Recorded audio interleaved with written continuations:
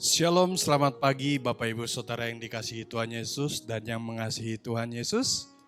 Ya, di hari weekend, hari Sabtu ini kita akan merenungkan kebenaran firman Allah sebelum kita berakhir pekan di hari yang indah ini ya.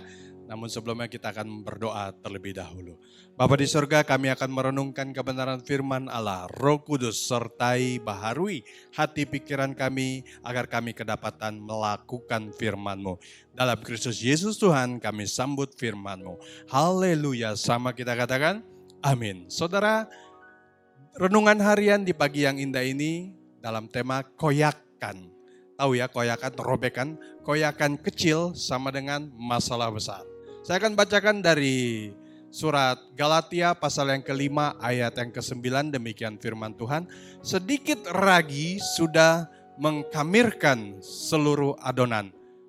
Ibu bapak saudara tahu ya ragi ya, campuran yang untuk mengembangkan makanan, kue secara khusus.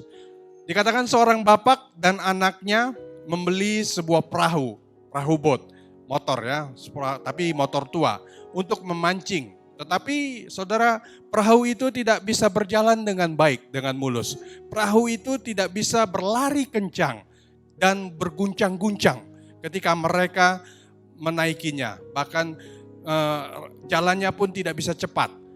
Akhirnya mereka menduga sumber masalahnya itu ada pada sistem pembakaran karburator ya. Jadi mereka menyetel karburatornya dan mengganti filternya, bahan bakarnya. Namun tetap aja tidak menemukan masalah tersebut. Saudara, ketika mereka mengeluarkan perahu tersebut dari air, sang anak ya menemukan penyebab masalahnya rupanya. Salah satu baling-balingnya itu terkoyak, robek ya. Baling-balingnya terkoyak sepanjang 2 cm. Seginilah ya, 2 cm terlebih gitu. Lalu sang bapak berpikir, pasti bukan itu penyebabnya, kata bapaknya.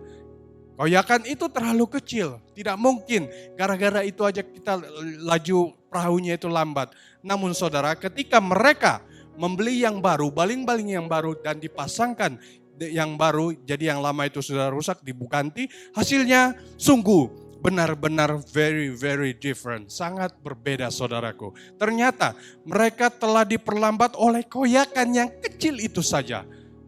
Saudara, dalam menjalani kehidupan sebagai seorang Kristen, kita tetap mengalami masalah yang sama.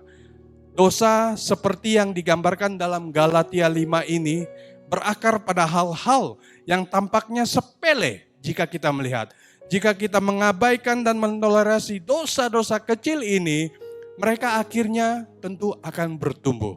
Dosa ini akan membuat kerusakan yang lebih besar pada pikiran dan tingkah laku kita. Saudara, bahkan membahayakan orang-orang yang berada di sekitar kita.